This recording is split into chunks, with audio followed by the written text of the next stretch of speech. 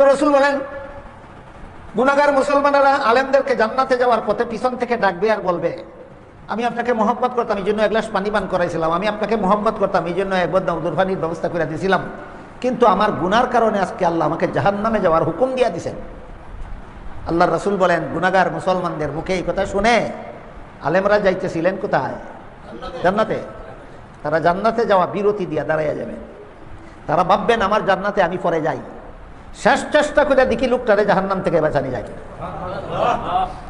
এই চিন্তায় আলেমগণ দাঁড়াবেন, দাঁড়িয়ে আল্লাহকে বলবেন, আল্লাহ এই লোকটা ঠিকই কইছে আমারে মহব্বত করতো ওই জন্য এক গ্লাস পানি পান করাইছিল, ওই লোকটা ঠিকই কইছে আমারে মহব্বত করতো ওই জন্য এক বদনা উদুর পানির ব্যবস্থা করে দিয়েছিল।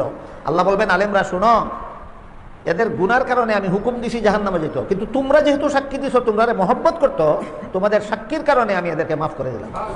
আলেমরা তোমরাও জান্নাতে যাও, এই সমস্ত গুনাহগার মুসলমানদেরকে সাথে করে নিয়ে যাও।